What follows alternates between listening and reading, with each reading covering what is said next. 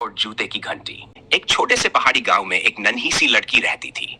उसका नाम था चिड़ैया। चिड़ैया बहुत प्यारी थी, लेकिन उसकी आवाज कोई नहीं सुनता था। जब वह बोलती तो लगता जैसे हवा भी उसे अनसुना कर देती हो। उसके पास न कोई गहना था, न कोई परी, बस एक टूटी सी झोपड़ी और एक सपना कि कोई उसकी कहानी सुने। एक अजीब मेहमान। एक दिन गांव में एक बहुत ही अजीब चिड़िया आ गई। वह कोई साधारण चिड़िया नहीं थी। उसके पंख चमकते थे और आंखों में गहरी उदासी भरी थी।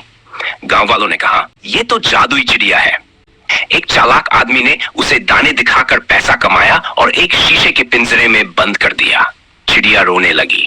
उसके आंसू जमीन पर गिरते और छोटे छोटे तारे बन जाते, लेकिन किसी को फर्क नहीं पड़ा।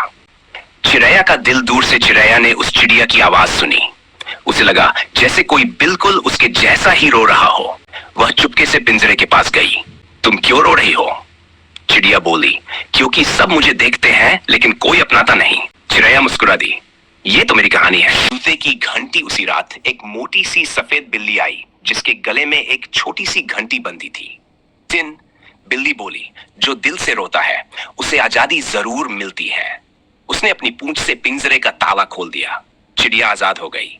उसके पंख और भी ज्यादा चमकने लगे। भागना नहीं, उड़ना चिड़ैया। चिड़िया और घंटी वाली बिल्ली तीनों गांव से बाहर निकल गए।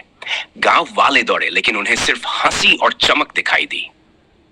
चिड़िया उड़ गई, बिल्ली छतों पर कूद गई और चिड़ैया चिड़ैया पहली बार खुलकर हंसी। अंतिम मोड़। लेकिन उड़ते उड़ते गए चिड़िया फिर रोने लगी।